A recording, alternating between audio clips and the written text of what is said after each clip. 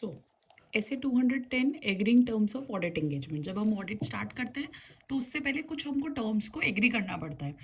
Pre conditions for audit, that is audit start करने की पहले कुछ कंडीशंस होती हैं। तो सबसे पहले हम देखते हैं टू डिटरमाइन वेदर प्रेजेंट और नॉट, कि प्री कंडीशंस फॉर ऑडिट है भी कि नहीं है। उसके लिए हमको क्या करना पड़ेगा, डिटरमाइन करना पड़ेगा एफआरएफ एक्सेप्टेबल है कि नहीं है, और मैनेजमेंट का एग्रीमेंट लेना पड़ेगा, और ये देखना पड़ेगा कि मैनेजमेंट अपनी रिस्पॉन्सिबिलिटी अंडरस्टैंड करता है कि नहीं करता है। मैनेजमेंट की रिस्पॉन्सिबिलिटी क्या है कि फाइनेंशियल स्टेटमेंट एएफआरएफ के हिसाब से होने चाहिए, financial statement free from material misstatement होने चाहिए, और ऑडिटर को प्रोवाइड करेगा आउ all information, additional information and unrestricted access to person within the entity. किसी भी अगर पर्सन से उनको कुछ इंक्वायर करना है या कुछ करना है तो उसके लिए अनरिस्ट्रिक्टेड एक्सेस होगा, सारी इन्फॉर्मेशन प्रोवाइड करेगा, और कोई एडिशनल इन्फॉर्मेशन भी ऑडिटर मांगता है तो वो भी प्रोवाइड करना रहेगा। फिर agreement to audit engagement terms.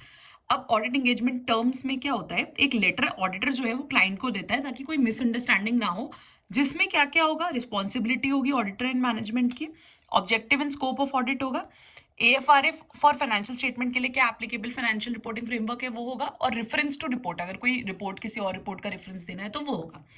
अब इसमें क्या बोलता है, अगर लॉज एंड रेगुलेशंस के अकॉर्डिंगली है तो ज़रूरी नहीं है, कोई भी चीज़ है जो लॉज एंड रेगुलेशन के अकॉर्डिंगली है तो ज़रूरी नहीं है कि उसको आप इस लेटर में रिटर्न में दो ही दो। अगर आपके प्री कंडीशंस नहीं है तो क्या होगा, तो ऑडिटर डिस्कस करेगा मैनेजमेंट से और एक्सेप्ट नहीं करेगा अगर अनलेस लॉज एंड रेगुलेशंस बोलते हैं। अगर लॉज एंड लिमिटेशन स्कोप है, आपको पहले ही पता चल गया और आप बोल रहे हो कि हम डिस्क्लेमर ऑफ ओपिनियन दे देंगे, अरे तो भाई एक्सेप्ट ही क्यों करना है डिस्क्लेमर ऑफ ओपिनियन, अगर आपको लिमिटेशन एंड स्कोप पहले ही पता चल गया है तो आप एक्सेप्ट ही मत करो वो लिमिटेड एंगेजमेंट को। ठीक है। फिर acceptance of change in terms of audit engagement.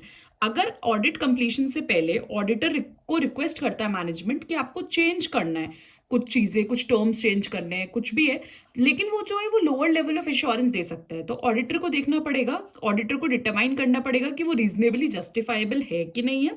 अगर है तो report on related service would not include reference to original engagement and procedures performed in original engagement. अगर ऑडिटर को लगता है कि ठीक है ये चेंज जस्टिफाइबल था तो रिलेटेड सर्विसेज की जो रिपोर्ट होगी उसमें आप रेफरेंस नहीं दोगे ओरिजिनल एंगेजमेंट का, और कोई भी प्रोसीजर जो आपने परफॉर्म किया ओरिजिनल एंगेजमेंट में, except agreed upon procedure, this is important, except agreed upon procedures. ठीक है, एग्रीड अपॉन प्रोसीजर्स आगे आएगा। फिर बिफोर एग्रीइंग आप देख लोगे कोई लीगल एंड कॉन्ट्रैक्चुअल इम्प्लीकेशंस तो नहीं है। ठीक है। फिर उसके बाद अगर आपको लग रहा है कि नॉन एग्रीमेंट टू चेंज है, कि भाई नहीं चेंज जो बोल रहा है मैनेजमेंट वो सही नहीं है और आपके पास परमिशन भी नहीं है मैनेजमेंट की कंटिन्यू करने की, तो अगर पॉसिबल है तो विड्रॉ कर लो, अदरवाइज रिपोर्ट कर दो टीसीडब्ल्यूजी को, ओनर्स, रेगुलेटर्स को, या फिर कोई और अगर ऑब्लिगेशन है किसी की तो। फिर terms of engagement in recurring audit. अब रिकरिंग ऑडिट मतलब एक ही ऑडिटर जो है बार बार ऑडिट कर रहा है, तो आपको क्या टर्म्स ऑफ एंगेजमेंट बार बार बतानी पड़ेंगी? नहीं।